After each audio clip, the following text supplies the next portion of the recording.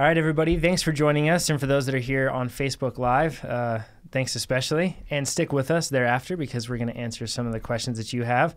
Last week, we didn't get to answer all of them that you had, so we're going to set some time apart for that after the normal part of the podcast. So go ahead and type in your questions, and we'll go through those. Ready to start, guys? Let's do this. All right, here we go.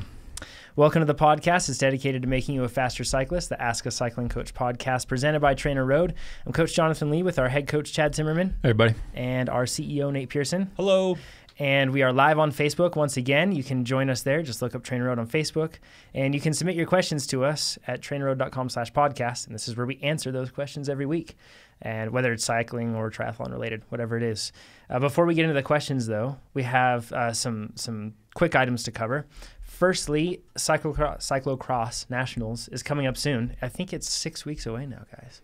It's really close. Sounds about right, yeah. Yeah, and it's in our backyard here in Reno, so we're pretty excited about it. And for anybody that's coming to national championships in the U.S., of course, here for Cyclocross, let us know. And then we're going to be having a big event going on at our office the night before. We'll have more details on this soon, but it's going to be a ton of fun. You'll get to come hang out. We're going to do a live podcast recording and live stream it as well, and we're looking to have some special guests. It's going to be a pretty cool event.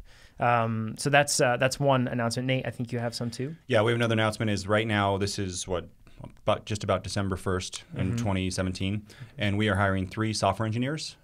You can look it up on Stack Overflow or I forget the URL. I think it's trainerroad.com/jobs, and you can apply for that now. It's a C#. These are going to be dedicated web engineers. We're looking for back-end guys or front-end guys who know Angular 2x kind of thing. So Chad and I know all about that stuff. Yeah, it's going to be awesome. It's all gibberish to me. You get to work on. We got some new stuff coming, and we got to hire more people to make it happen. So cool, awesome. And then one other thing that we wanted to mention, something that you mentioned, some new stuff and something that's kind of exciting. Here's this. Okay, so on TrainerRoad right now, you can sync your workouts with Garmin and Strava, right? Both of those. And if you haven't done that, you can go into your profile on the website, and there's a thing called Sport Sync, and you can sync it there. Start doing that now to be ready for a new feature that's going to be released, so that you don't get. I don't want to launch, and then people might want to sync their workouts, and then you could be in the back of the line. So it's really important to sync it now. Prior. Yep, yes. Prior to it. Yes. I'll be saying this a few more times. So yeah, and for those of you that are not TrainerRoad users, I mean, you could sign up and then what's wrong with you? No, of course not.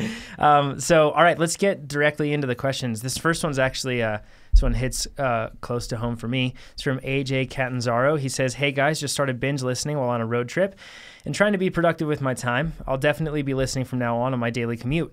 I'm a professional supercross racer, and for those who don't know what supercross is, it's when they ride dirt bikes on the jumps and everything else, but supercross is inside the stadiums. So if you've ever seen that on TV, that's what that is. And spend the majority of my training on the road bike and mountain bike. Over the past year, I have really become addicted to road riding, and I can see it being something I pursue when my supercross career is over. 2 parts to my question. Number 1, as someone who has no road racing experience, where should I begin, and what does the promotional system look like to move through the ranks?" So let's cover that first one. And before we get into like the actual promotional, because we have a full walkthrough on everything you need to do to upgrade and even some tips on how to upgrade quicker for whatever category you're in. But what would you say in terms of the best type of racing, Chad, for somebody even now? AJ, very skilled on a motorcycle. I assume he has pretty good bike handling and confidence in that. But where should most people get started in terms of what type of racing on the road? I can't say most people, especially, but in his case, being what his background is, and I mean, we've read ahead a bit, and I know what his power profile, or at least his capabilities are. I'd recommend criteriums. I think criteriums, and as lazy as it sounds, are questionable. Just to be the guy who sits in and waits for the final sprint, sort of thing. I don't know if he has. Well, I'm getting a little ahead of myself, but I don't know if he has the punch necessary to be this particular type of rider. But I think just based on the way he could probably handle his bike, it'd be a good fit. Not only that, but I think a supercross racer, I think of back in like the 90s, the no fear stuff. Oh, yeah, right? man. Because you got to have no fear to do supercross. So the speeds of a crit and like the relative danger, that's like no danger, right? Compared to it. They're calm. Calm, right? To be able to get in a good position and then sprint. And I know one guy, he went from like Cat 5 to Cat, I believe, 2 in a season, by just doing lots of road races and sprinting. Yeah. He wasn't super high power to weight ratio, but he could sit in and he could sprint. And if you can do that, which I would think too that someone who does Supercross is probably pretty punchy Anaerobic. and strong, right? Like, yeah, like you got to have that power. So Yeah. sprint your way to victory. Yeah, and I think, honestly, criteriums, especially AJ, I'm not sure, a lot of Supercross guys spend a good chunk of their year in Southern California, and I know there are a lot of criteriums in the industrial parks all throughout that region. Well, there's a big benefit to that, too, because you're in a field the whole time, so you get that pack racing experience. You're not, I mean, you can be the guy who has great fitness and jumps off the front and solos away from it, but you don't learn a heck of a lot doing that. You're basically TTing in front of the field. But the more time you spend sitting in, finding the right wheel to sit on, learning when to launch that sprint, et cetera, all those things will benefit you when you get to the higher categories. Yeah, I completely agree. And I think that even though, and we'll get into this in just a bit here, criteriums usually offer less points than road races in most cases. I find that the experience that you get from criterium racing, it's like concentrated, basically. It's just like very... That's a good way to put it. Yeah, you learn a lot about the dynamics of racing in less time. It's usually more, well, depending on it, but it's usually more active, right, than a road race. Oh, yeah. Yeah, it really is. The whole time, because they're short. I mean, Yeah, so you don't sit and wait for anything. You're basically doing something the entire time. Yeah, and the good news also, if you're racing in an area with a lot of people, criterium, as numbers grow in a criterium, usually it becomes even more dynamic, just because there's more energy within that group to be used. More So variables, yeah. it's pretty fun stuff. So let's actually go into how you upgrade categories, like a walkthrough. Well, I kind of know, but I don't really know. Cool. It's because it's not simple at all. It really isn't. I'm going to lean And back. it's anything but automated either. I had to Jonathan, pull through school 5 us. documents to make sure that we had all the information. Yeah, 5 separate welcome to places. Kind of a mess. USAC. So, first of all, seems logical, but only USAC events count toward upgrade points. Yeah, so this is U.S. upgrade points, right? Yes. It's different in international. Exactly. So you can see this will definitely depend on where you live throughout the world. We have, of course, people listening all throughout the world. So apologies for not covering every country, but this will cover the U.S. It'll be a whole podcast. Yeah, it'll be a long one. Kind of a boring one, too. So circuit races, actually, let's cover that. A road race or a criterium is usually a short route, and that's usually somewhere around like 1 to 2 miles, usually in that region. It sometimes can be longer, but it's not usually longer. It's usually pretty short, and you just do laps on that. A circuit race tends to be something that's that's longer than that, but you do loops. So that might even be something that's, like a 20-mile loop, but you do it over and over. They still get points the same way, though, right? Criterium versus circuit race? Yeah, exactly right. So unless a circuit race meets road race distances, and road race could be point-to-point, could be a long loop, but they're usually longer than 50 or 60 miles. If you look at... Wait, so if a circuit race ends up being 50, 60 miles, then it will be in the road race category. Exactly right. Yeah. Got it. Little Even though higher it's on a points. small 2 or 3 mile loop. Exactly right. So Okay. distance overrides, if you will. When you're getting upgrade points, because a lot of the time it'll be mixed categories, so especially in Cat 5s or Cat 4s or Cat 3s, and then in P1, 2, they usually lump those together, or P1, that's Pro 1. You only get upgrade points based on those in your category and those higher. You don't get them for anybody lower. So let's say that you're a Cat 4 and you're racing with a bunch of Cat 5s and you beat a bunch of them. It doesn't make the field look big on your results sheet. It still only counts. This is especially relevant if you're racing combined categories. So if you're doing a 4-5 race or a 3-4 race, you're only going to get points for the riders, even or higher. Let's say I'm racing a 3-4 race and I'm a 4 and I beat a 3. Yeah. Yep. Do I like those count then? Yeah. Yes, they do. Okay. Anyone who's more highly categorized than you are. Do they just start as? Do they count? I don't have to beat them, right? They just count as like starts. People. Yeah, exactly. Well, when you're looking at it in the results sheet, you're still only scored for your category. But if you, so there's a couple ways that they do this, and this is up to the discretion of the local race event organizer. So this is where things get muddy. But in many cases, what they do is they keep, even though they run you together, the results sheet will be entirely separate for categories. This is usually the case when they're handing out prizes and they want to award them to each category individually. But what I see more commonly is that if it's a Cat 3-4 race, they will actually put everybody on the same results sheet.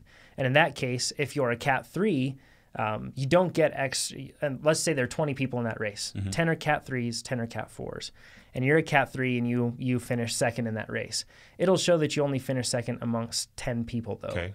But if you're a Cat 4, it'll show that you had 20 people that you raced against, Oh, cool. if that makes sense. Yeah. So it's a benefit of kind of racing with a higher category, as long as obviously you can race higher with them. And upgrade points are handed out on that basis. So if you're a Cat 3, you'll only get it for the 10 riders. If you're a Cat 4, then you'd get it based off of the 20. Are there more upgrade points for more people in the field? Yeah, exactly right. Okay. And then 2, to go back, there's more upgrade points in a road race versus a criterium. Yeah, well, and it's not necessarily more upgrade points, but they award them to more spaces, more positions, I should say. Oh, I gotcha. So it's deeper in how they hand them out. So we'll go through that really quick on the points awarded for road racers. And basically the way that they stagger this for road races, criteriums, or for circuit races, or for stage races, stage races is a bit different, but they have, if it's 5 to 10 starters, they only award points to the top 3 riders, 3 to first, 2 to second, and 1 to third. That's it. But if there are 11 to 20 starters, it goes all the way down to 6. If there are 21 to 49, it goes all the way down to the 7th position. And if it's 50 plus, they go down to the 9th position. So that's for road races, right? Now, if you look at criteriums, it's the same. It has 5 to 10, 11 to 20, and 21 to 49, but they go 2 positions less, except for the 5 to 10. They still give it to the top 3.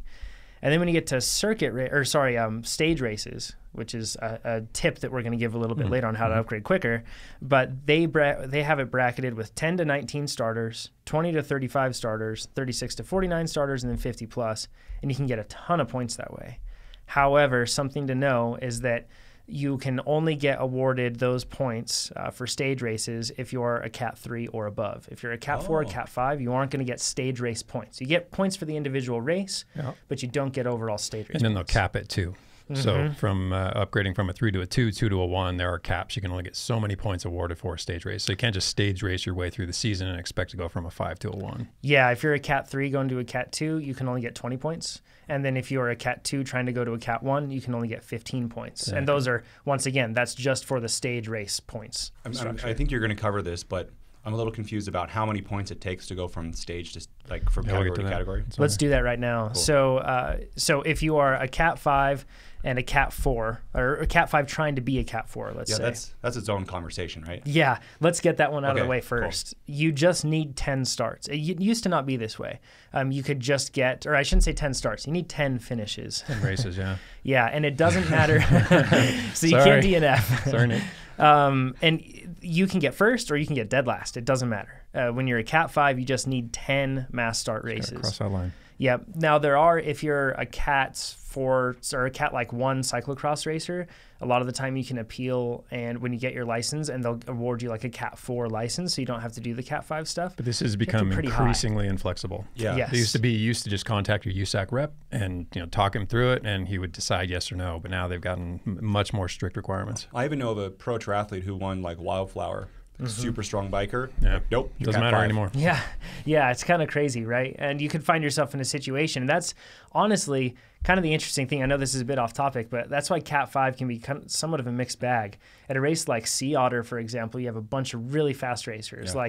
They have the amateur teams like Whole Athlete or Bear Dev Team and all these kids that are mountain bike racers. And then they show up and it's their first road race and they tear everyone's legs off because they're super fit. We had a pro triathlete or a pro mountain biker work for us. I think he was at 5.2, 5.3 watts per kilo. Yeah. And what place did he get in the circuit race? Not great. Not even top 10. No. I think he got dropped. In a Cat 5, 5.3 watts per kilo. And he's not dumb. He's a smart racer. Oh, yeah. He knows what he's doing. It's just strong people. It's just a mixed bag that you get. Yeah. Now, there are some ways to get around that because... It's normally not like that, though. Yeah. Not like Sea Otter. Normally not. Yeah. There are a lot of... It can be tough if you live far away from USAC-sanctioned races because that's 10 races, and each race weekend might cost you $400, $500. That's a lot of money. That's what we're like, because we have to... It's not that much, but we have to drive 2.5 hours to do races. We have nothing in our neck of the woods. We basically have to go over the hill every time. Usually a Cat 5 starts first thing in the morning, so it's 6 or 7 a.m. So then you really have to drive early or get a hotel. It's rough. But there are some ways to get around it. You can do a clinic for your local sanctioning body of USAC or local organizational body under USAC.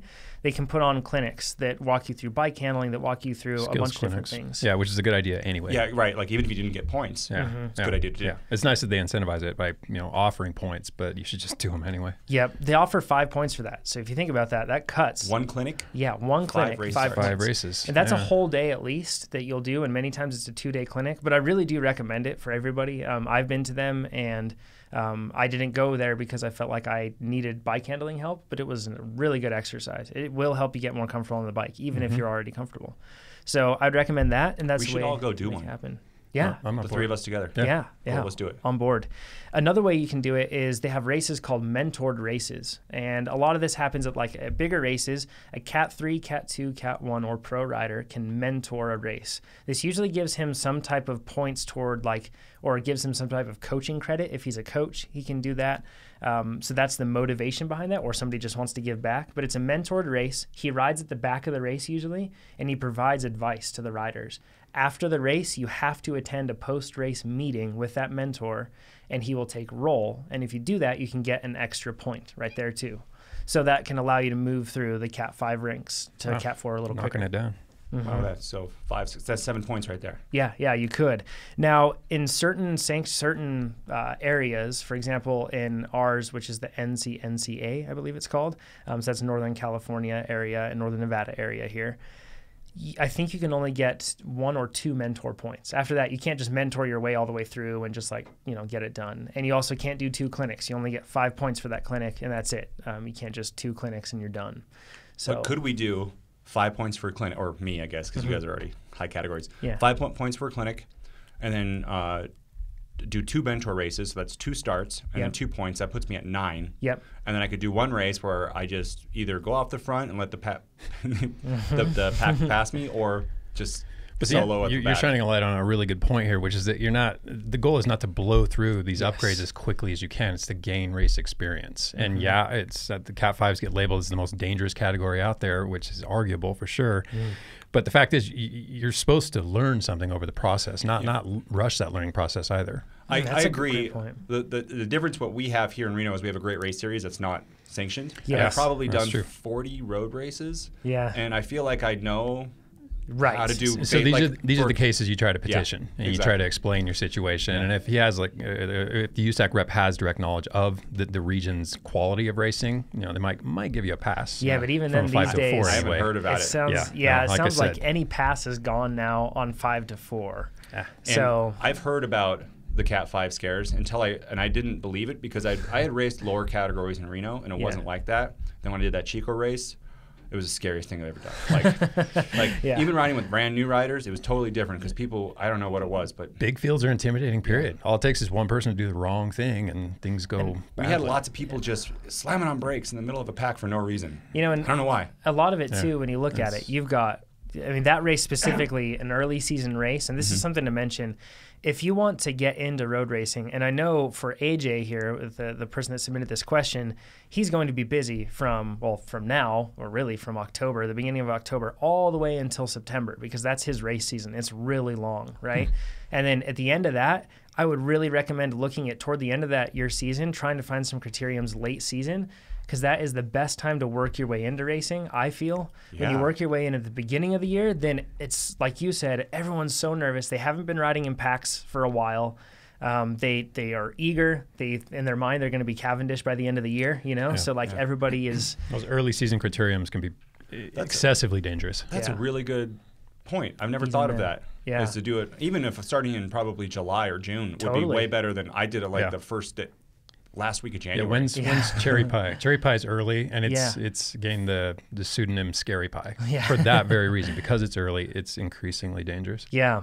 So that's the Cat 5 to 4 thing. And like I said, you can upgrade faster that way. And if you're in a situation like Nate, where you've done, maybe 40 road races and you feel like you understand the craft and how to be safe in a pack and how to read a race fairly well, then yeah, I would look at trying to move up. Usually safe. Yeah, yeah.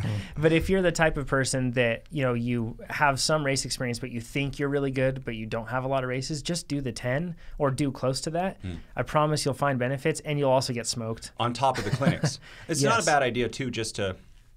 A lot of races are 4-5, too, aren't they? Yep, they are. So you might still you can get your points.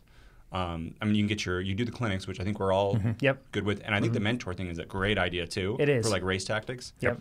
And then even if you get out of the 5s, you're still in kind of the same race. Yeah. The 4-5. Yeah. Or at least you could be in a 4-2 and learn more stuff. Yeah, and those mentor clinics, by the way. Or 4-3. Yeah, Or yeah, 4-3, true. yeah. Those mentor clinics are a great opportunity for you to answer or ask questions, too. Like, you can grill that guy with questions. He may not have the answers, but it's a good opportunity. On-the-fly racing advice. I can't think of anything better. I want cool, you to, right? on the Reno Wheelman races, you can follow. It'd be kind of fun. I've seen Bubba out there doing it. Yeah. It looks kind of fun. I forgot my helmet once, and I got to ride in the back of somebody's truck and watch the race, and I learned so much because we were just off the back, seeing the attacks and how everything moved around. It was really cool. It was entertaining, but it'd be cool from as a coach's aspect to watch That'd be awesome. somebody else like one of us and Yeah. tell us what we're doing. Yeah. So let's get to Cat 4 to Cat 3. And the rest of them are going to be pretty straightforward. If you're a Cat 4, to upgrade to Cat 3, you need 20 points or experience in 25 races with a minimum of 10 top 10 finishes with fields over 30. So once again, 20 points or the rest of what I just said there. And 30 points in 12 months is an automatic upgrade. So you don't get bumped until you hit that point. So you can stick around in Cat 4 until you hit that point. Also, something of note, you don't, with this one, the points don't reset after a year. You can build the points up year after year with Cat 4, which is really nice. Also, something to keep in mind, Cat 4s can only use a maximum of 3 points from clinics. So they can do a clinic, but they only get 3 points. They don't get 5. Yeah, you can only ride that train so far. Yep. From Cat 3 to Cat 2, you need 30 points. And the point structure as far as how it's awarded is the same from Cat 5 to Cat 1. It's how many points you get for where you finish in a race is just purely based on how many people are in the race, right, that you can get points against. So from a Cat 3 to Cat 2, you get 30 points and you're ready to upgrade. You can petition for upgrade, yeah. 40 points means an automatic, you're bumped up. When you say petition, could you ever have 30 petition and they deny you? Well, yeah, I used the wrong term, actually. Petition is when you kind of argue a case. Otherwise, you apply. You have the 30 upgrade points, and you just apply, and they give it to you. Pretty much a done deal. Yeah. And they could technically deny you. That's absolutely something within their right. There is one person that's responsible for upgrades in the region, and if he has seen you race and he knows that you are terribly dangerous, or you just got lucky, like the whole pack crashed and you finished, and that's how you kept getting your points. Let's just say it's unlikely, but if that's the case, he could say no. You need some more time. Got it. From Cat 2 to Cat 1, you need 35 points. And the thing is, remember, even though the points are awarded the same, it's getting really hard to get 35 points in Cat 2-1 races now, right?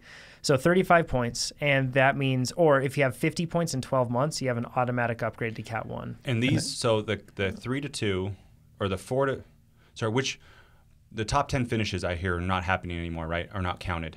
That was only in Cat 4. No, that's counted all the way through. You still have the same points awarded structure all the way through. Oh, okay. Depending on how many riders are in the field. Yep. Okay.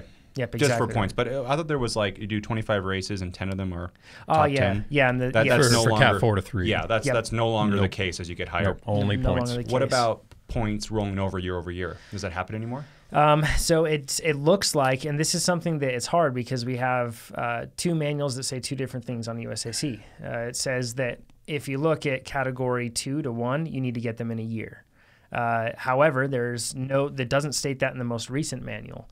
However, the common knowledge is that, you need to get them in a year. So it's kind of tricky, and it may be something that maybe USAC is in the midst of changing, and we just don't know yet. I have no idea.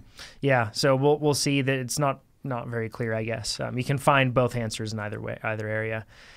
So this is there's other things on Cat 2 to 1 too, but we can skip that. With Masters races, the same thing applies in terms of how you get upgrade points on the people you're racing with. It's just higher categories or your category, you get those points. If they combine age groups, then it's still scored all together. So that's more or less how you get it. So if I'm let's say I'm a Cat 4 35 plus, and I'm racing against Cat 3 people, they could combine those, right? And it would be, I could get points in for beating them. Oh, yeah. Yep. Yeah. Yeah, exactly Cool. right. Yeah. And then there are also some distance regulations, by the way, this is kind of crazy. So for races to be considered for points, this is how long they need to be. If you're a Cat 5 to Cat 4, it just needs to be 15 miles or 10 minutes for women, which is really short. 15 miles? We could do that. Yeah, We or could 10 do 10 miles, races we in could a day. Yeah. Someone should hold that. Yeah, I know, right? Series. Upgrade day. So 15 miles or 10 miles, depending on men and women. And then for criterium racing, it's 10 minutes or 20 minutes for men and women. So that's or 10 miles or 20 minutes, forgive me. So pretty crazy short there. For Cat 4 to 3, it jumps up a bit. It's 23 miles for men, women, and juniors is how long it needs to be considered for upgrade points. And for a criterium, it needs to be 15 miles or 30 minutes for all of them. Then you get into 50 miles or 40 miles for women to go to a Cat 2 from a Cat 3. And then you're looking at 20 miles or 40 minutes on a criterium for men, 15 minutes or 30 minutes for women. The point is, it just keeps getting longer. But it's really short. So you can have like a really short criterium. And it's funny because I usually see criteriums, and it's good that they, for Cat 5, it lasts for 45 minutes, usually sometimes up to an hour. But you could race for, as short as 10, you could race for 20 minutes and get your points. That'd be pretty short. So that's the whole walkthrough as far as on what you need to upgrade. Jonathan, can I put you on the spot? Sure. Okay, here we go. We're I live. hope. Okay. This is really interesting, and I think I want to reference it like over and over again without listening to the podcast. Can we do a blog post? Yeah, we'll do it. And we have to like date it to say like as of this date, and we could probably, as the rules change, update it. Yeah, absolutely. Link to the rule book. Yes. I think that'd be very awesome for We'll do it. everybody. And you can find that on blog.trainerroad.com, and we'll get it done as soon as we can. Okay, that's a good way to say it, as soon as we can. Yes, and something to keep in mind, this applies to road. It's different for cyclocross and different for mountain bikes. In fact, we have a pro mountain biker who works at TrainerRoad. He's actually in the room. Producer He's right the producer right there. And we were joking around that we don't even know if there is an upgrade system for mountain bikes because it seems like you just ask for it and they're like, here you go. Yeah, you just kind of tell them how good you are, and Yeah, they trust you. They like Oprah Winfrey your category upgrades, right? Everybody gets one, but we'll add that in too, because that's not a whole lot of work there to add that in for cyclocross and mountain bikes. It can be pretty simple. Road is definitely more complicated. So next question on AJ's question, he says, what would be a typical FTP for a competitive pro level cyclist?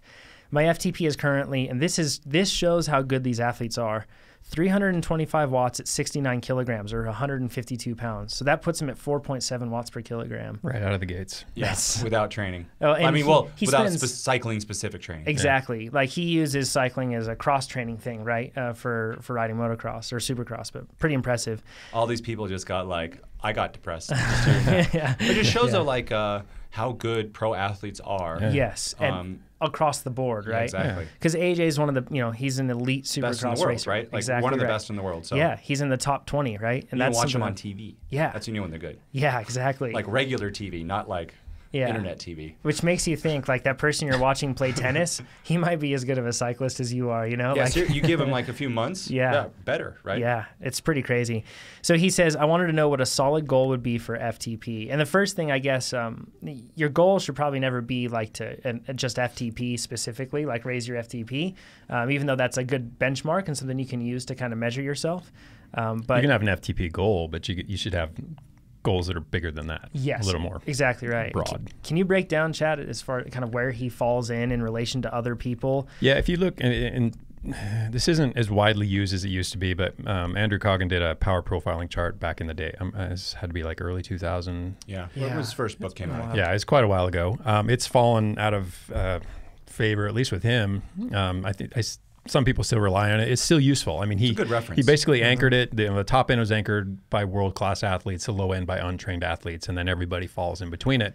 And he broke it down into 5-second power, 1-minute power, 5-minute power, and functional threshold. So we'll just talk in terms of functional threshold. But for someone like we're with our Supercross rider here, he's at 5.4, which puts him in the upper end of 4.7. Oh, sorry, 4.7. Which puts him in the upper end of Cat 1s. Your Cat 2s and then lower end of Cat 1. Yeah, exactly. And that's to start. That's where he's starting. So any improvement at all is just going to push him further into that rarefied air, Cat 1, domestic pro, international pro. And if this is where he focuses, he could very well get there. Yeah. That's pretty awesome. I know that, I mean, the highest I've been, what's the highest you've had in terms of watt kg with your FTP there? I broke 5. I was at 5 even. Yeah, I'd like to say 5.1, but it takes some creative math. Boy, so. What was your FTP again? 387? It's 381. I got down to 167. It wasn't a healthy place to be. Jeez. So it was like fast, I touched it real quick and then You were just a dashed pair away. of legs on a bike. Yeah, But I didn't look to your good. credit though, Chad, since you're a bigger guy for time trialists, which you're trying to do, that it's even higher than a 5, I think, like Yeah. for time trial. You know what I mean? Yeah, Because so it's power to aerodynamics. Yeah, and this kind of goes back to what we were talking about earlier. If you do want to kind of rush through the classification system and get your upgrade quickly, stage races are a good way to do it. They're especially a good way to do it if you're a good time trialist with good strength to weight, which makes you pretty much a good climber. Yes. And between those two things, you can go kind of not dominate stage races, but certainly do well. Yeah, because correct me if I'm wrong, but I think the smaller stage races, a lot of times is really, but depending on how the road race course is, but it's how well you do in the time trial. If you put 2 minutes on people in the time trial, If they start with a time trial. A lot of Yeah. races don't start with the time trial anymore, which drives me crazy. Yeah, it That's can why be I don't tough. stage race as much as I used to. You know, and on top of that too, the award, this is something we should have covered with points. In many cases, you'll have an omnium instead of a stage race. Yeah. And the difference Yeah, between that's not those is fun. the fact that an omnium is not based off of time. It's based off of cumulative points for each event that you do in the stage race, whereas a stage race is based off of You have to overall do all time. of them. And with the Omnium, you can have people who cherry pick their events. So you can have raced 4 events in a weekend or 3 days, and then someone comes in and decides they want to do the crit on Sunday. Yeah. And you're fried, as is all the other people who are going for the general classification or the high Omnium points, and then this person's fresh, and they crush. makes the race different, right? Than It if does. you were Changes the dynamics quite a lot, Yeah. and the motivation. As a person that doesn't have a TT bike, I relish omniums because I can Sure. lose 15 minutes to a guy, Yeah. but I can, lose relatively, a small gain to him in terms It's a of good points. takeaway if you don't, or you just want to put aero bars on it. Yeah. Omnium, they might be more competitive. Yeah, exactly right. They both have their place. The highest I've been, Nate, is 4.9 watts per kilogram. How have Jeez, you been? guys. It's up there. I feel that's, bad. That's way up there, especially when you're considering world-class athletes top out at 6.4, non-doped. Yeah. So How about you? Right now I think I'm a solid 320 FTP. Okay. I just last night did 3x20 sweet spot, pretty easy. And then my weight's 183. I think that puts me at 3.83. Yeah. So I'm at 4.2 right now, I think, or 4.1. jerk. So, I don't even know. I don't want to know. yeah. But But the key is with this too. Keep in mind, we're talking about the upper end of the spectrum right now, but this goes all the way down, and there are people all over the map. And a lot of you, I'm sure, listening to this right now, because we hear people sometimes get frustrated because all they hear are high watt kgs on the podcast. And the fact is, more goes into your racing than like Chad was talking about. Yeah, you can't ever just boil it down to FTP or strength to weight. oh, for sure. Yeah, there's so much goes into your success in racing. That's why you might want to stick through those 10 races from 5 to 4, and then pick your races carefully so that you can gain the experience you need. I and a lot of coaches are big fans of forced upgrades. You get the maximum points that pushes you into the next category. You have to move up. Yeah. And I think too, the more I think a hill climb is like the least skill based, and then as you go down to time trials and I don't even think you don't get points for time trials. Yeah, I should clear. Yeah, I should clear that up. I You mean, don't- not for points, but just for like experience. your power to weight and how well you're going to do in a race. yeah. Like as you get more into the cross and then mountain biking, it's Right. less about that power to weight, and the skill takes up more and more of it. Yeah, So there's you a can bit do of better. a shift in the balance. Exactly. Yeah. So can I go over just real quick Yeah. to I'm going to say like the midpoint for power to weight ratio for each one of these categories. Cool. So untrained, they're saying as low as 1.86, 2 watts per kilo, somewhere in there. Cat 5. But as we discussed, just because you have an FTP or a strength to weight ratio of 2.0 or lower doesn't necessarily mean you're unfit. Yeah. Could mean you're packing a lot of extra weight. I Right. mean, so your fitness could be high. You could just be you just need to lose some weight. your strength to weight. Your ratio is not the ratio, friendly. Yep, exactly. Cat 5, 2.66, 2.75. Cat 4, 3.2. Cat 3 midpoint is like 3.8, so kind of where I'm at right now, mid Cat 3. Cat 2 would be 4.4. That's kind of where That's about where you'd be like lower Cat 2. I'm lower cat 2. But your skills put you the top. thank you, Nate. You're crafty. Yeah, thank you. You're crafty. He is. And then Cat 1 would be 4.98 to 5. What's surprising me too is like 4.4 to 5, it's only half watt per kilo. And that's, according to this chart, the difference between Cat 2 and Cat 1. Yeah, the changes get real subtle at the upper end. Yeah. And I mean, as we're talking about here, this is me, and right now I'm just starting off base training and everything else, and I'm at 4.2, and I will fight for every one of those tenths that I can get on that. It gets harder and harder to get each one, right? Yeah. And then Domestic Pro, 5.5, World Class Pro, about 6 watts per kilo. And then I've heard a doped up Lance Armstrong, 7 watts per kilo. 6.7. Yeah. 6.7? Yeah. To be really, that's up there with the highest. Yeah. Yeah, I mean, it probably took him from a 6.4 to a 6.7. So, I mean, doping, while it is actually a drug, it's not a magic drug. It doesn't change you all that substantially. Yeah, like if I dope, I'm not going to be 6.7. Yeah, so maybe you go from 4.0 to 4.3. Ouch. It's not worth it, brother. Sorry. And when's that time trial coming? May 26th, I think, is the tentative date on that. So the last thing for AJ, because this is kind of unique, we don't get people of this caliber writing in all the time, or this fame level. He says, you'll have to tune into Fox Sports every Saturday from January to May and watch the number 80 machine. So that's pretty cool stuff, man. Yeah, that's cool. Awesome. Good luck, AJ, in your season. Next one's from Elliot. He says, hey guys, I'm approaching the end of my Sweet Spot Base 1 and have been loving it so far and look forward to starting Sweet Spot Base 2. However, and that for those that don't know, those are our base plans and we split them into 2 halves. He says, however, on the weekend that Sweet Spot Base 1 ends, I have an opportunity to cycle about 60 miles from London to north of Cambridge. Do you think I should do this considering I was a complete novice with an FTP of 154 at 116 kilograms before I started? I could do it in place of the final Brasstown ride, and that's the ride that's scheduled at the end, as Google Maps suggests it should take about 5 hours, but I'm not sure at what speed. I like the idea of taking on this challenge, but don't want to do it if it's a bad idea or likely to delay my progress on the TrainerRoad program. Do it. Yeah, something like that's never a bad idea. I mean, if you're talking about substituting every Sunday ride with something like this, yeah, probably a bad idea. But this is just what many coaches, myself included, consider a breakthrough opportunity. This is something that expands your boundaries, your perspective. I would say the only time this would be bad is you're training for a national title and like you're just coming in weak and you got to you're really tuning your fitness. You don't want to do a big day or mess with recovery. But other than that, heck yes. Do it. Especially if you want to do it. Totally do it. Yeah, and I find, from these big days, because in this case, I'm sure somebody's listening to this and going, 60 miles, it's all relative, right? Like this is a big day for you. And I like those big days that I can go and prep for, and whatever type of riding that is, it's fun to have a goal like that or just something fun to do. Well, it's nice I like them because they show me where my current limits are, what I need to work on. Yeah. Yeah, it's a good point. What do you carry with you on those long rides, Chad? Really, the only thing I change is I carry a frame pump. So instead of just a couple CO2s or CO2, I'll put a frame pump on because I'm pretty much.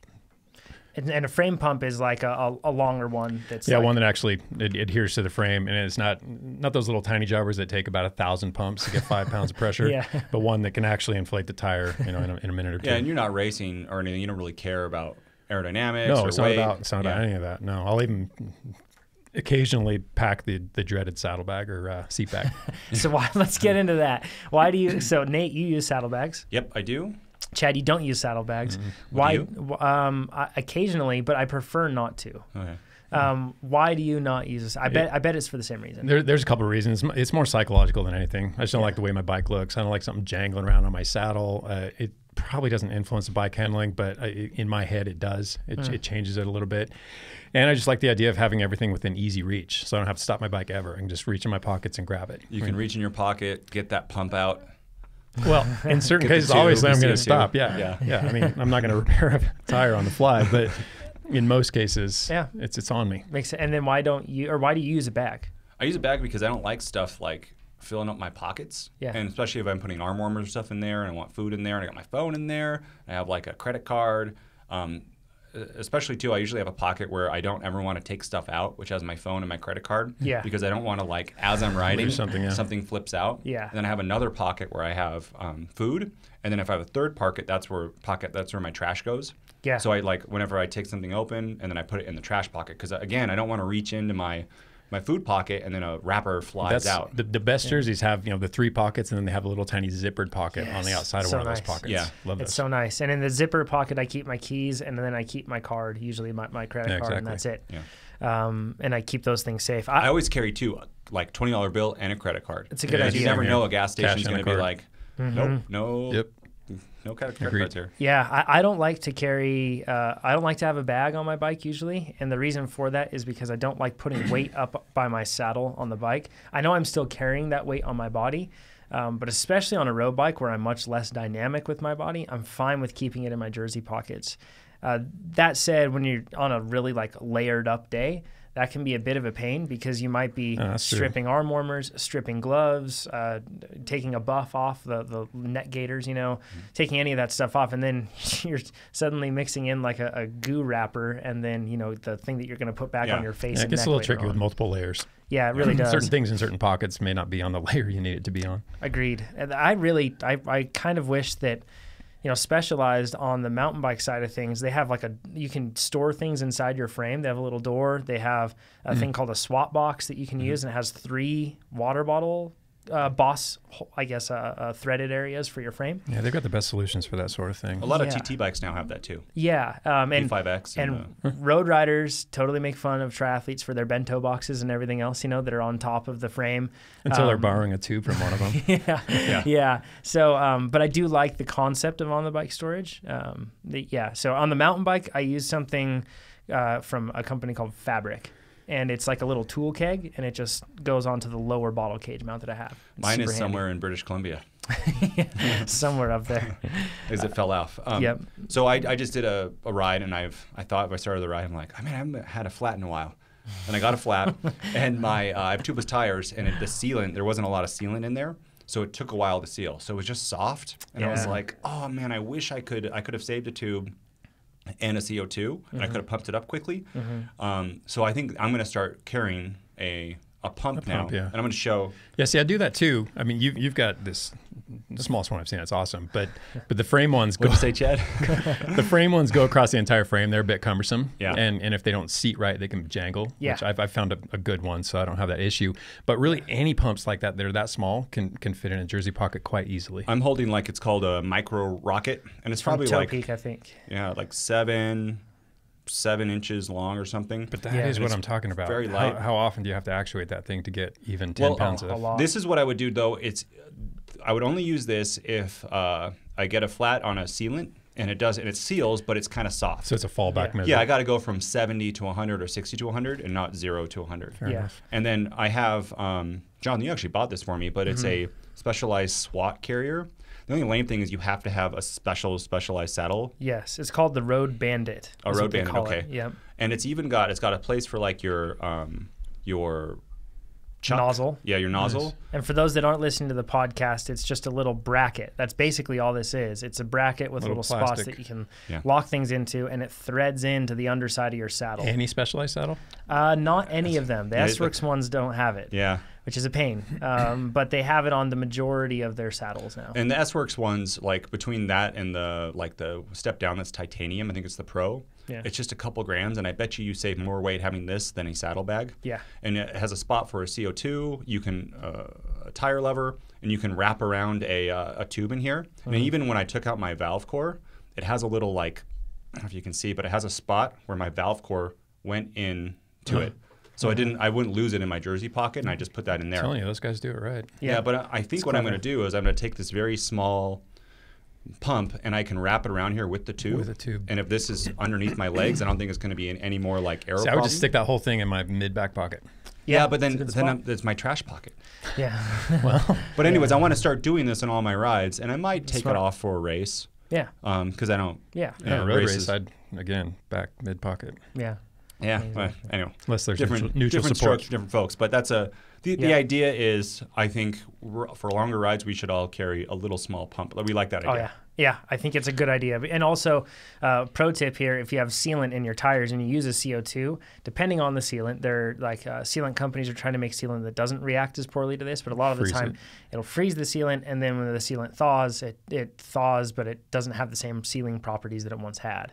So you can be in a situation where it can get you by in a pinch, but if you use a CO2, you might want to consider draining out the old sealant thereafter when you get back from that ride and putting in new. Yeah, I only do CO2 with a tube.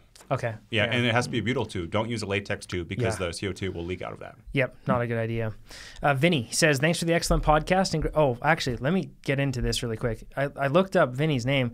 Vinny is like a very famous alpinist. And he's going to get into this. He won Breck Epic in the single speed category, which is gnarly. But Vinny is another one of these athletes that's just truly exceptional. So thanks for the excellent product and great podcast. I started using TrainerRoad after breaking my collarbone last April and used it to successfully get back into form and get the overall win at the Breck Epic stage race this past summer. What? That's awesome. Wait, let me just get this clear. So the guy used TrainerRoad. Yes. And then won Breck Epic. Yes. That is awesome. Pretty awesome. On a single speed. Yes, which that race made people with gears walk their bikes. So he says, I credit your training plans to much of my success. I'm about to start base training again. So his first question, he says, I noticed on your traditional base high volume plans, that's our option to Sweet Spot Base. He says, you mentioned that certain riders may want to extend the phases by 1 to 2 weeks. How is this best done? By simply repeating a few weeks worth of the traditional base plan, or perhaps adding in some weeks from the Sweet Spot Base plan for the additional weeks? Yeah, I don't typically mix the plans. In the case of this, it was just meant to repeat a couple of the weeks within each of those 4-week phases. So drag a 4-week phase out to a 6-week phase. That creates a little bit of complexity with the recovery week. With this form of training, it is lower intensity and much higher volume. So you might not need a recovery week every 4th week, like most of the plans have scheduled. So you can perhaps postpone that to the end of it. Get your 5 straight weeks in, do your recovery week on that 6th week. If you feel fatigued, and this kind of goes with any of the plans, if you're 2 weeks into something or 3 weeks in, and you feel you need recovery in advance of when it's scheduled, do it. You know, these are malleable. These aren't hard, fast rules. Different riders respond differently. Awesome. If, however, you find that you can get through the 5 or 6 weeks, go for it. But my intention was to do weeks 1 and 2, and then repeat weeks 2 and 3, then week 3 again. Either way, gotcha. You're just taking those early 3 weeks, padding them by 2 of those weeks repeated, and then inserting your recovery Good week. way to make things a little extra, fill up some extra room that you might have before the event. It's just extra stress, and you can extend those workouts if you want to. I mean, the idea is to, from week to week, grow your training load so that your fitness is coming up with it. If you use the CTL metric, CTL is on the rise. Makes sense. And then his second question, he says, also, if you add a few weeks to each phase, then how should the recovery week be positioned? Would one simply add 2 more weeks and then proceed into the next phase with no additional recovery week? So I guess that's exactly what I just addressed. Yeah. But Sorry, I skipped ahead. So if we're getting into like the other phases, though, I guess is the point where I'm getting at. Does it change? I don't really recommend this outside of that. I mean, base conditioning is far more forgiving than build or certainly specialized conditioning. So I don't make those recommendations outside of it. And I'm even a little reluctant to make it during base training. I think that 12 weeks of base training is sufficient for just about any athlete. Awesome. Cool. Let's get into Jake's question. He says, hey guys, I was a TrainerRoad user in the past, but I've recently discovered your podcast and I'm in search of an upcoming winter cycling routine. I'm considering starting back up with TrainerRoad because of your podcast. It's a good idea. Yes, I think that you have good ideas going through your head, Jake. I've only been listening to it in the last 7 days, but I've already gone through 6 or 7 episodes. Never stop, please. We don't have any intent of doing so we shall continue. I do a couple of races a year, long ones. Park City Point to Point, for those that don't know, that's like a 75-mile single-track mountain bike race. And either Crusher and the Tusher, that's a really long gravel race, or True Grit Epic, a really long technical mountain bike race in southern Utah. So with long days in the saddle come aches and pains in places that you didn't know could hurt. I'm talking about my nether regions. I've had 3 saddles, bought the Ossos bibs that have a special anatomy cradle, and 1 bike fit. I've learned a lot, but no matter what I do, after a couple hours on my road bike and 3 or 4 hours on the mountain bike, I seem to always suffer from numbness. As such, I get comments about how I'm such a good climber because I can transition easily from standing to sitting so often, but they have no idea it's because I'm just trying to get some blood down there. What are you or other TrainerRoad users and athletes doing to avoid pain and numbness in the nether regions, Jake? This is a true problem. Yeah, I think a lot of people... It's a serious problem. It's like a problem that people experience, but they don't really want to talk about it, you know? Oh, I'll talk about it. Can I tell a story? Yeah, when it leads to numbness, it's definitely a problem. Yes. No, totally. Even just discomfort. Yeah. Discomfort, I classify as an issue. When it's numbness, that's a problem. I did Norland 70.3 back in, I think, 2008. And I was new to TT bike, and I used this saddle, and I just listened to some bike fitter. He's like, everyone uses this saddle, and it had a really long nose. I forget what it's called, but I couldn't put my weight, my tender bits on the saddle would hurt so much, and I would just ride to the side of it. So you know what I mean? Like the saddle would be here, and then my tender bits would be to the side. Not ideal. 70.3 New Orleans is super flat, right? Like there's a overpass, everything else pancake flat. I went fast. I was like in the 224, 226 or something. Breakthrough, never been so fast, but I didn't get out of that position the entire race.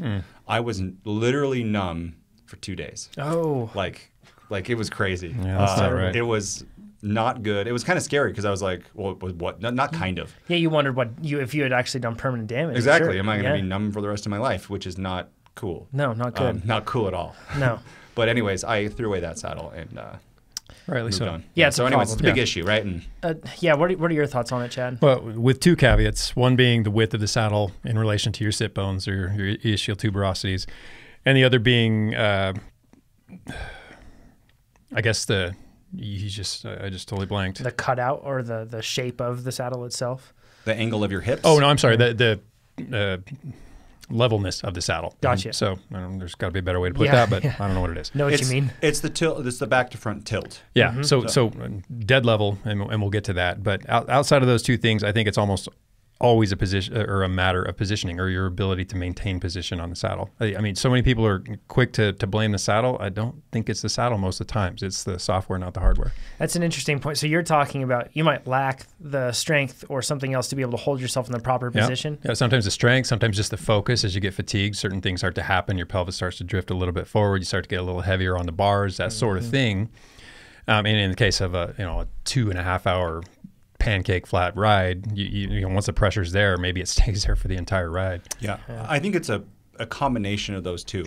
So like there's basically three types of saddles. Saddles with a cutout in the middle, which is that the idea of that is that your tender bits, there's less pressure there, right, when you're riding. There's the flat surface, and that's the idea of like it's supposed to equal out the pressure, or mostly equal out it, so there's no hot points. And then so there's I'm thinking of like the Physique Antares. I think you use that saddle. That's like a no cutout saddle. Exactly. That would be an example of one. And the other one I use is a specialized Phenom, the mountain bike one. Yep. And the Phenom has a cutout. Whereas, does it? No, not the Phenom. The I use a mountain bike one that doesn't have the cutout. I forget what it's called. Yeah, the Phenom has a cutout, but then your Physique Antares and most Physique saddles, or all Physique saddles, I think, don't have a cutout. Yeah, so. and then also is the no-nose saddle. And if you're a road racer, might not be familiar with these, or even a mountain biker. There's like the ISM saddle. I think Specialized now has one. A lot of people are doing that, and that's the idea of that. There's actually nothing there, like you're kind of hanging over, and most of the weight's on your sit bones. Yeah, which is where it should be anyway, regardless of how long the nose of the saddle is. It's a good point. So they've done like there's this kind of like cloth thing that they put on saddles, and then when you sit on it, they can actually measure where your hot spots are and where aren't your hot spots. In general, I think it's never going to be 100%. Well, if you put 100% of your weight on your sit bones, you usually have to then angle the saddle down, and when that does is push you so far forward that you have extra weight on your handlebars, which is always bad. And in mountain biking, that's especially like it can mess up your feeling. So you shouldn't. Go ahead. To be clear, I don't want 100% of the weight on the sit bones. I want the sit bones to bear most of the weight. Yep. Yeah. And that's where you can, if you have one of those pads, you can see. I was just reading a book about this morning to bone up on this. Is you can identify hot spots in that, and that's where for me cutout saddles. I don't like them at all. I like a real flat saddle, and then you guys have seen my saddle. Just the 1 degree change makes such a huge difference in the comfort of the saddle. And I am with the Physique one that I have, I'm actually angled like a little bit backwards. So the nose is pointing ever so slightly upward. Yep. Which let's cover something though. You are anatomically different than the most of us. You are 6'6". You have long legs. You have you ride bikes. Usually, you could probably go like a size up on most bikes, but they don't allow you to do that. The best advice, and I didn't follow this before, is just because somebody else does something with saddle, don't think, oh, I should do that too. Yes. Like it's so individual. But what that saddle does too is at the end it kind of slightly curves up. So by me, what I found is when I just barely tilt it back, it's kind of more even pressure, and I don't get any numbness or any pain, and I'm not pushed forward. So that works for me, but it might not work for you. Yeah. So what we're getting at is that it's in terms of how your saddle's positioned, it should be, or it's somewhat, and the saddle that you use, it's a somewhat individual thing. But I think that there is a principle that the closest you can be to parallel to the ground, right? That's like in terms of the angle of the saddle, which the saddle's shape might be more swoopy than one or another, so it may slightly change that. Don't just put a level on your saddle and think that that's good. Think of where your sit bones are on, or your pelvis is going to be on the saddle. But I see a lot of people like Yaroslav Kolavi is one of the best cross-country mountain bike racers in the world. So it seems crazy to question this, but that guy's saddle is pointed down. I mean, it's darn near a 45-degree angle. It's like pointed really far down. It ends up putting a lot of weight on the bars. He makes it work for him. Yeah, but see, that's the issue right there. He makes it work for him, but he's an outlier. He's exactly not. Right. And I see a lot of people, especially with mountain bikes, tipping their saddles forward. And they say, well, when I'm climbing, it's like the saddle's level. Something you mentioned, Chad, and I disagree with that, because something that you mentioned that I really think is important, pay attention to yourself next time you're in a hard race or a long ride and you're really getting fatigued. Notice how much more easily you hinge at your hips and you just fold forward onto that saddle rather than rolling your hips kind of back into that more stable and powerful position. Yeah, between low back flexibility and low abdominal strength, that should be all you need. Yes, and I fully agree with that. And I think that if you are finding yourself where you're in that position where you're just lower back is just, like perfectly straight through, I'm looking at you, mountain bikers, a lot of you guys do this. I don't think that you're actually giving yourself the benefit that you think. In a lot of cases, it might just be a strength issue. It might be a saddle choice issue, something else. Something I wanted to add really quick on finding the right saddle. Something that you can do is you can go to Specialized has this. I'm sure other companies do as well. You can sit on a little thing and it'll tell you what width saddle you need. Because if you have too narrow of a saddle, your sit bones are not going to be able to carry that's that an weight. Anatomical issue. That's not something you can correct with strengthening. Your sit bones are as wide as they are. The idea is on that is to put as much pressure as you can over most of the saddle. I was just reading and said like most people only use 60% of their saddle. But if you can get a saddle that fits you right and the pressure is spaced out more, not saying that it's perfectly even, but just you're using more of the saddle, you're usually going to hurt less. Yes. The other thing is a really big thing is the amount of power you're outputting. Yes. So if you're on you're doing an endurance ride, and even heard of triathletes doing this, is not using your TT bikes on your really long rides, because absolutely, if you're in that low endurance level of power relative to where you're at, it's going to be a lot more pain. And usually the TT bike it's a more painful position on your sit bones. Yeah, a lot more weight's carried on your pelvis than it is on your legs. When you're really driving those pedals, maybe you don't recognize, you alleviate a lot of the pressure. Because you're pushing down, and that's actually pushing up. Yeah, you're almost supporting yourself with your legs. Yeah, exactly. And then as you lose weight too, those two put all together. So the higher power to weight ratio. Yes. So for instance, look at someone like Jonathan, who's relatively lighter than us. I would expect you to have less problems with a saddle than somebody who's, let's say, 250 pounds. Right, exactly. And especially like new riders, I see this a lot. I mean, complaining of saddle comfort when you're a new rider makes sense for a number of different ways, because you're not used to sitting on something like that. You're not used to riding. There's plenty of things that'll probably maybe cause don't even know how you ought to position yourself on it. Yeah, plenty of reasons. But one of those certainly is the fact that you probably aren't trained to the point where you can actually put a good amount of pressure into those pedals, so all that pressure just stays in the pelvis. So it happens a lot. One thing I wanted to say on saddle width, sorry to jump back on that, but if you don't have a saddle width measurement device at all and you're wondering what size saddle you can do, super quick, easy hack, just fill a Ziploc bag full of flour and sit on the thing. And when you sit on it, like lean forward, so then your sit bones are actually pushing into it. Stand up carefully. You'll be able to see where your sit bones are, measure them, and then look that up online, and you'll be able to see what width you are. And just because you have like a size 28 waist or something, like a really small, like a pant size that you wear, does not mean that you'll have a really narrow saddle, because that's all based off of, like Chad said, your ischial tuberosities. That's based off of the actual, your pelvis and its width. I've gone through many saddles. And sometimes shops will have demo programs where they'll give you like a weird color saddle. That has helped me a lot. I think I even used like one of your old saddles once. But I've gone from serious pain to bliss and not changing anything but just replacing the saddle. And it was good. I also made the mistake of trying to buy them. Like buying saddles, it's really expensive fast. Another mistake I made is the testing saddle was like the low end. Then I bought the carbon. And the It's carbon different. feels way different than the low end one. And you know the difference in grams? I'd rather have comfort than save 50 grams and spend more money. And the saddles wear in over time. And a lot of those demo saddles have they have a lot of hours in them. So you get this situation where you have a saddle that feels like, you know, it's all comfy. It's like that old pair of jeans that you have. And then you get a new saddle and it might be really stiff. Similar to at the start of a ride versus the end of a ride. Yeah. You know, you start and you're fresh and you can maintain that pelvic position whether you're aware of it or not. And then as you get tired and the fatigue starts to creep in, you start to make, you know, just little compensations over the course of that ride. And then all of a sudden you're blaming the saddle. Oh, it's a bad saddle. I need to buy a new saddle. If it worked at the beginning of the ride, stands to reason it would work at the end of the ride. Yep. I have a business idea that somebody makes it where I could go to a bike shop and I sit on something, and then based on the pressure it is, they 3D print a fully rigid saddle for me. Sure. And maybe you have something on top of it, but I would argue that, and some people have the fully rigid saddles, like no padding, that if it's really made for you, and you could have a cutout, whatever size, if you need that it would be better, probably way more, and you'd have to have a lot of plastic, but I would, especially for new riders, like, if you're just coming in the shop and you're just buying your first bike, and I can print a saddle for you, man, it'd be awesome. Right? Because or else you spend all this money. Yeah, that's one of the better uses I've heard for a 3D printer. Yeah. Yeah, I agree. Right? It's a good idea. It'd be a good idea. And the last thing I wanted to add on material breakdown, I actually bought a saddle. It was a Specialized Tope, and I bought the gel one and I didn't think that I would buy a gel one. I always bought the normal ones, and usually more toward the higher end, so they were thinner padding. This one's pretty thin still too, but I rode it and I liked it when I did that Everesting ride, and that was a really long ride, so I figured if I liked it on that, I could like it on something else. But the problem is I found that those gel saddles, they just have gel where your sit bones are, and that breaks down. And now my saddle, you can actually, if you run your fingers, like press them into it, where the gel is, it's softer, and then it's like a step up to the normal foam when you actually sit on it. And it's becoming really uncomfortable.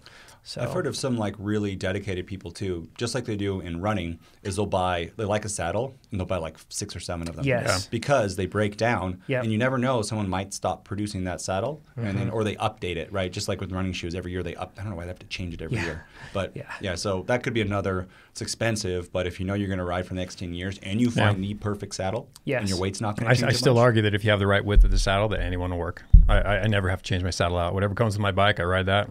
It's all good. And I do think you're special. Maybe. Yeah. And maybe that's why I'm biased. But and I do think that we've talked a lot about the saddles because that's an easy thing to talk about. But I really do want to hit home what Chad said. What I found is that making sure that I have a strong trunk and that I'm riding my bike properly on the bike, or riding with my body properly positioned, I find that in those moments I have less saddle issues. So, And then are we going to touch on chamois cream? Do we want to go there? Let's talk about bibs. Yeah, because I think that's bibs are huge. It's a direct interface, right, that you have between them. Yeah. I remember getting a pair of bibs, just like first bibs from a bike shop, and I wondered when I first put them on if I had them on backwards. I didn't, but the chamois just was like so far forward, and it actually where my sit bones were is like where the top of the seam was on the chamois. I've had that. It was terrible. I was so raw from that. You probably didn't know. Yeah, no, I had no clue. I didn't know. You know, what basis for comparison do you have at that point? Nothing. Yeah, so when you find, and just like you talked about, getting a saddle that's like anatomically fit for you would be ideal. With bibs, it's very much the same thing. People are shaped differently, and different pads are shaped differently, or the stretch of the bibs will allow the chamois to move in a spot. That's why they make women's bibs, women's specific clothing these days, because they recognize the fact that their pelvic shape and size is substantially different than men's. Yeah. And the bad part about the bibs, though, is there's usually not a demo program. Right? Yeah, so you don't really want to. I don't want to demo bibs. You can spend a lot of you can spend a lot of money though trying to find the perfect bib. Yes. And I found too, like he said, he had some bib that had a special cutout. It's tough. I've had really expensive bibs that hurt or break down. That's another thing too. They break down. Yes. And it hurts so much to throw away a pair of bibs that cost like $200. Yeah. But like I'll use one pair of bibs or like a set of bibs for a while. I'll throw in my fancy one, and I'll get saddle sores from seams and that kind of stuff and wearing down, and you just gotta throw them. You just have to throw them away. Yeah, you do. It's kind of a pain, and I mean you'll find whatever bib short you really like, I'm sure. Don't be afraid. If you do, you can go in and try them on, but you won't be able to ride with them. If you do so, please keep your underwear on. And I know that, like, not when you ride, but when you're just trying it on. Yeah, so then do. that way you can find out. Chamois cream. a lot of it can just be like how the bib is shaped in relation to you, and you can find that out by trying it on at the shop with something on underneath, and you could find out if, whoa, this thing is just shaped totally wrong. You'd be able to figure that out pretty quickly. So that's probably like a good way to figure things out before you go any further. But yeah, and honestly, I have every bib that is touted that they have some type of technological advancement in the chamois or something else that I've used, and they like put a lot of marketing behind that, I've never found them actually to be very good. I've just found that really high-end bibs. We've talked about the Quarry ones before. Those are the ones that I've tried so many, pretty much every other brand that's the top level, and I still don't like them better. Yeah, high-end bibs with pretty streamlined chamois, I seem to find too. It's kind of like saddles. You could get a ton of padding on it, and it just opens you up to a whole bunch of issues. Same with the chamois themselves. If they're super thick, they're probably going to break down quickly. They shift too much. Yeah. In any case, the slimmer chamois seem to be better. I agree with it too. And Chad and I are anti-chamois cream. Well, not anti-chamois cream, but we don't use it. I just think chamois cream is a Band-Aid. It's you're addressing, or you're basically Band-Aiding an issue that needs to be solved, not actually addressing the issue itself. But I use D's nuts from Dave Zabriskie. Yep. Yeah. My point. So I spend like $12. It lasts like 3 months. Then I don't have any problems. Right? Sure. I could spend a lot of time buying new bibs and trying to find the one with the seams, or I could just spend the $12 over 3 months and be perfectly happy. Fair enough. It's an effective Band-Aid. Yeah. Exactly. And a cheap one. Exactly. So, I mean, and then the alternative is trying to find, because what I get is like, I'll get a spot where like it just rubs, like kind of rubs raw, and then I get saddle sores. And if I could, it's inexpensive, and it's cheaper than me trying a bunch of $200 bibs. Sure. Yeah, and the one thing I don't know, if anybody knows this, like if somebody's listening that's from a chamois cream company or a bib or a apparel company that knows, I've always wondered if chamois cream makes things break down quicker. I mean, it doesn't seem like it's an offensive what effect product, it has on the clothes. But I assume that it, or I could understand if it did, also if it didn't. But that would be something that would be interesting to find out. So let's go into Matt's question. He says, hey guys, great podcast, 5 stars for sure. I'm a triathlete with a simultaneous goal of qualifying for Boston. When he says Boston, he's talking about the marathon. If I were to ramp up my run training for about 12 to 16 weeks prior to my qualifying marathon in the early spring, what should I do during this time to maintain as much of my cycling fitness as possible in order to be prepared for summer and fall triathlons, but also allow for a successful marathon? I'd rather not enter the triathlon season in a deep cycling hole, as that is my weakest leg of the 3. So he says he asked for specific recommendations on plans and workouts, but can we jump in right into the main question that he has there, where he's how to maintain? Yeah, we've touched on this a number of times, and that maintenance is pretty friendly in terms of time commitment, and consistency is still there. It's just on a much slimmer basis. All you have to do really in this case, and when we're talking about a triathlete, a steady state athlete, it's muscle endurance, right? As long as you've got the muscle endurance, and we'll touch in a second here on how to establish that muscle endurance, but then all you have to do is maintain it. And much like maintenance in a lot of other energy systems or types of endurance, it's like kind of a once a week thing. I mean, you can go about it a couple ways, but you're focused very much on doing well at Boston. So, you got to be running most of the time. But so in order to maintain that muscle endurance, you can do something as simple as a single steady state workout a week. Yeah. Have you ever, I know that with triathlon and marathons in the past and stuff, have you ever I did it. This is back when you had your training studio, when I first met you, and I did great. It was just 2 workouts a week on the bike, and it was pretty much sweet spot base, low volume 1, just the Tuesday, Thursdays, just repeating that. And basically sweet spot workaux, right? So when I say steady state, I don't mean get on right at 70%. I mean, you have to do some work. We're talking like 90% effort stuff, maybe a little give or take. So I actually had my cycling fitness actually improved after that, after just doing that, because I was going from just like, training outside junk miles to doing actually structured training. And just 2 workouts consistently at that. Yep. And then I did all the running in between then. Yep. And someone else I know did it, and they qualified for Boston doing that same thing at the same time. Yeah. Yeah. So you could get away with 2 times a week, and that's for you to determine depending on your running volume. Yeah. It pretty much depends on how close are you to qualify for Boston and how important is cycling. If you think you're going to qualify, I would do 2. If you're like, this is going to be super hard, I'd probably back off to 1 just to qualify, because qualifying is a big deal for for runners. Yeah, That's especially great. for something like Boston. Like that's qualifying for Boston. Yeah, that's a big deal. Yeah, massive. And then prior to that, so he asked, what to establish that fitness. Again, we'll just go back to sweet spot base 1 and 2. So we're talking our plans in particular, but in general, just sweet spot work, consistent sweet spot work, a couple, 2-3 times a week. Great. He says, if Coach Chad answers this, I'll ship him a Boston-based IPA if I qualify. Excellent. I believe that's like provide the address. Illegal with state shipping. I don't know. Maybe not. Oh yeah. Hopefully not. Don't forget that. Interesting how he Everybody. adds on at the end the secondary qualification of if I qualify. He threw that one in there. So that was clever. All right, we have time for just one more today. Let's go to Andrew's question. He says, I want to give blood, and I figure the off season is the best time to do this. Will losing a pint of blood affect me for days, weeks, or months? What should I do to maximize my recovery from blood donation? Should I adjust my training as a result? Yeah, so Andrew, I didn't have any good answers for this, so I did a little bit of homework, and I consulted the National Academy of Sports Medicine, which is where I certified when I was a personal trainer years ago. So I still had the information on hand. Turns out it hasn't changed much over time either. So I'll quote them briefly here, but after donation, and we're talking whole blood here, so not just platelets, not just plasma, but whole blood. Okay. After donation, your body goes to work regenerating the lost blood. Your plasma recovers the quickest, about 24 hours. And this is important to us in terms of cooling and then central strain, how hard your heart has to work to push thicker blood, et cetera. The Red Cross recommends no strenuous exercise during this period until your fluid or plasma normalizes. Platelets, which are responsible for clotting, restore next within about a 72-hour period, so 3 days for that. Not as much of a concern. What is a concern is the oxygen carriers, or our red blood cells, are the slowest to regenerate and can take anywhere from 4 to 6 weeks. So for 4 to 6 weeks, you could feel the impact of donating blood one time.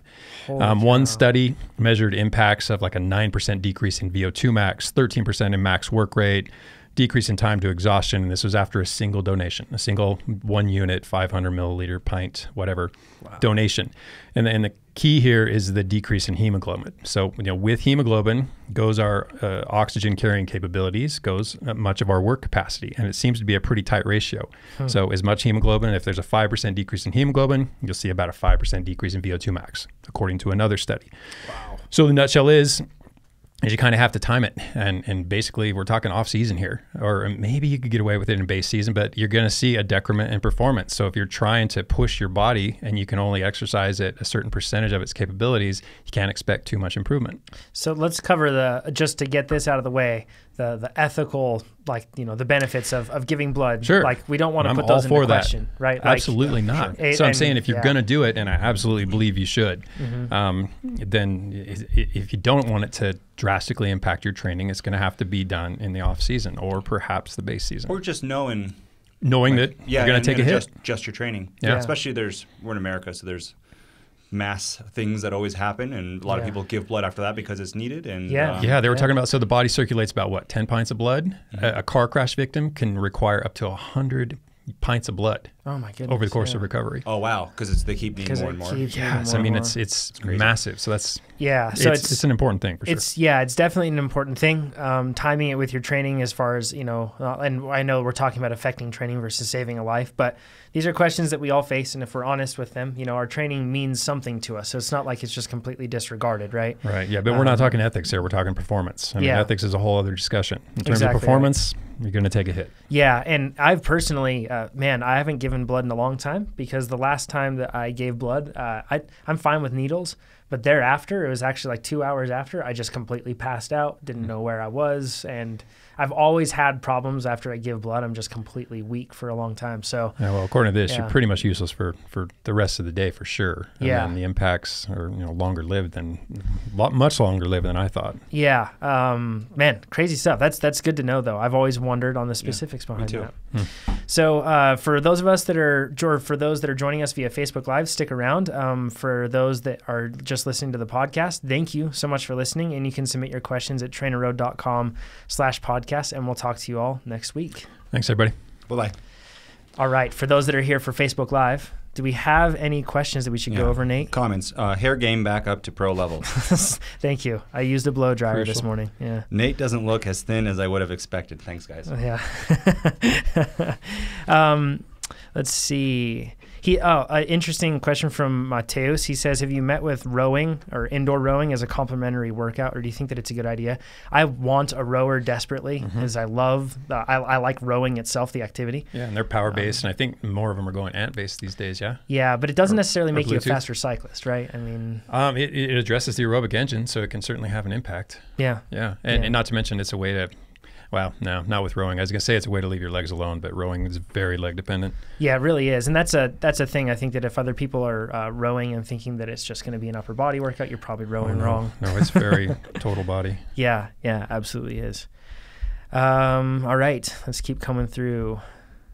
Sorry about the sound drops we had earlier. We're going to fix that. Yep. And if anyone has any questions cool. right now, put it out. Amy says, just finished Ultraman Hawaii and did all of my trainer rides using TrainerRoad and listening to our podcast. Fantastic. Good job, Amy. Way to go. Here's one. If you get little, if any, benefit from a base training segment, is it a good sign that you're into a zone of diminishing returns for base training? Assuming, of course, that you've achieved a high degree of compliance with the program and haven't had injuries, illness, or other recovery issues along the way. It could be, but it's tied to what your body has adapted to. So if for whatever reason, time limitations, largely you can't push farther than that, then yeah, you probably plateaued. That's a good point. Somebody says, love the backdrop. We had a person ask about the backdrop. Actually, I think a couple of people last week, and this was our contractor built this. It isn't like a fake wall that we just roll behind us. Our contractor built this. So, someone asked if you're drinking beer, Chad. It is like 9 o'clock in the morning here. Someone asked about cyclocross specific plan. What session or sessions would we drop in replace of a Sunday ride? Thanks for help. I'm guessing, are they talking about... Why am I not seeing the questions? You may be on the wrong feed. I think I am. I'm Drew, I'm not really sure what you mean by that. Do you mean that, because we do have cyclocross specific plans that work on usually VO2 max and anaerobic and punchy things. And then are you saying then if during the cyclocross season, what would you do on a Sunday replace of a Sunday race? I'm just going to answer that and say SAS for ass. Yeah, basically any of those race simulation workouts. So all those ones that are I hate to use this because it's... they're not over-unders, but they're like... They're bill-out, reduced amplitude bill-outs. Either one. Okay. They're VO2 max intervals with reduced recovery. So the amplitude between the recovery and the work sections is reduced. So basically you're recovering at sweet spot, which is recovery, but it's far less forgiving. Yeah. And very race-like. Neil asks, will this be available to listen later? If so, where and how can I do that? On any podcast app, Neil. You can look at there. It'll also be on YouTube, the video, so you can see that there or listen to it there as well. Tommy asks, could you touch on your training for prolonged climbs? Training for Haleakala, 2018, 10,000-foot climb. Thanks. Tommy, I'm going to do that same one in March. You didn't really, for your long climbs, nothing special, right? No, although I would have performed better if I did something special. Yeah. That's a good question. You carried big fitness into it, but you didn't have any long rides under your belt. No, and I think that's like, especially when we're talking about like these long rides, I do think that you can get some benefit for sure by doing the longer stuff, but with only within reason. Like, I think that we talk about this a lot. You don't need to do whatever the length is of that ride or replicate it beforehand. The training will see to it that the capability is there. I think the long rides will help you maybe be a little more comfortable.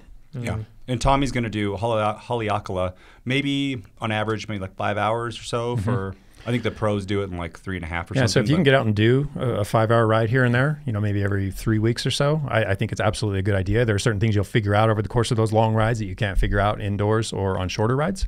So there's a benefit to that. In my case, I learned that my back just won't tolerate it, not for that long a period of time. Could I have changed that by doing a bunch of these long rides? I'm not even sure of that, but it would have at least eliminated, maybe steered me towards something like Haleakala instead of Mauna Kea.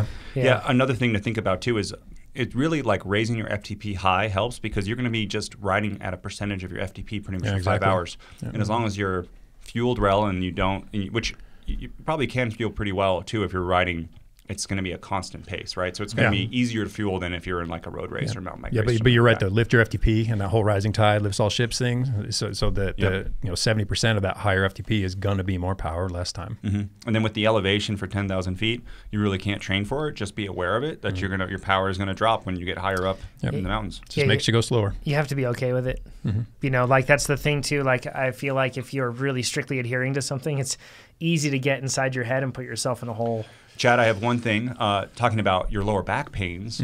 I was reading about, what we just talked about the saddle, is that they said that some people with lower back pains, it's because they are tilted their pelvis back and sitting more on their sit bones. And they actually recommended tilting your pelvis forward, and that would then that has reduced lower back pain in some athletes. But then it would mess up with your saddle comfort. It's funny. Right now I'm experimenting with a slightly more forward saddle position. I moved it forward about a centimeter and a half. Either way, it's enough to feel a difference because I found myself gravitating toward the front of the saddle anyway. So I figured why not just shift the whole saddle forward, see how that affects other things.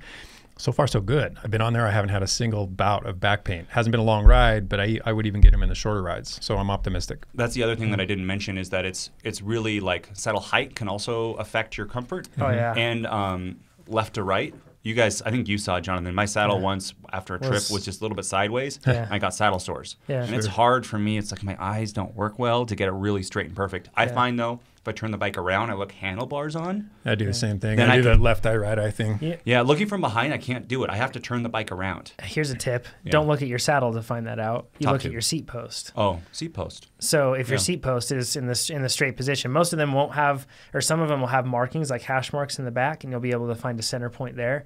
Or when you get that seat post, a lot of the time what you can do is you can lay it down so that it's like perfectly on its back, and then you can just take a Sharpie or you can take something else and you can just draw a line down the front, and then it'll be a perfectly straight line, and then you never have to worry about it. I like arrow seat posts where like they just are in, like you're always forward. That works. Makes it easy. Jared, he's asking about a NICA high school team, and he's talking about putting together a collection of kickers and following a plan. He's saying that may not be really be like feasible, I guess, since they'll be doing a lot of outside work. So he's asking for like a one workout deal. Jared, we actually had our junior athletes or our high school athletes follow a plan, and it worked out really well. They just followed a low volume plan, and they did 2 of the 3 workouts because I gave them a choice. It was like, you can do all 3 if you want, but just do 2 of the 3 workouts a week. And a lot of these kids are coming from no fitness, no training at all. That's a great place to start. It was really helpful for them. We made we made trainers available for them to be able to use, so that was helpful. But it can totally happen, and you can replicate the workouts outside. So when we would do 2 of those workouts, one of them we would pick a workout that would be most easily replicable outside, and then we'd go do it outside. It's for a lot of the kids, that they very much need that outside experience to stay excited about it. And the last thing you want to do is suck that out of them. So, if they're not into it. So, and even on training, there were a lot of days when we'd show up and we'd have a plan, and I would be like, nope, today we're going to play tag on the bikes, or just do something else. We did that in swim team a lot. We'd have like fish days where in high school where you would just like the really top guys would have to tag people as they'd swim across. Yeah. And it was just a different, when you're that young, it's hard to be just 3 500s, go. Yeah. Like, it's hard to do that. Do relays. That's a lot of fun. Like, have some kid, if he has like a CO2 or something, that's your baton. And then you guys set up a relay, and that can be really fun. You can do team races with that. Balance drills where you try to knock each other over, track stand competitions, slow races where the last person to cross the line wins, sort of a thing. Fun. All those things keep it really fun for the kids. Lori has a question. I just started with low-level sweet spot-based training to help me get ready for racing crits next year. And what I was wondering, is it okay to go out on some long endurance rides on the days I am not on the trainer? I'm going to answer for you, Chad. Absolutely yes, especially if you're in the doing the low volume. You just have to be aware that it could affect your recovery for other workouts. And if it starts to do that where your long rides, where you can't then do your sweet spot based workout because the long ride has interfered with that, you might want to reduce that or change the days around so you have more rest before you do your quality sessions. But definitely, low volume is the best place. If you're on like a high volume plan and you're trying to do all those workouts and do endurance rides, it'd be really hard to do that. You'd probably have to then replace a workout. But in addition, it would be great. Did I answer that right? Spot on, Nathan. Rob, I will be there in late March, so we won't be together. Haleakala, you're saying? Yeah, Haleakala. Okay. Yeah, that makes sense. Is it better to train daily on the bike for 20 to 30 minutes or 2 to 3 hard 1 hour efforts a week?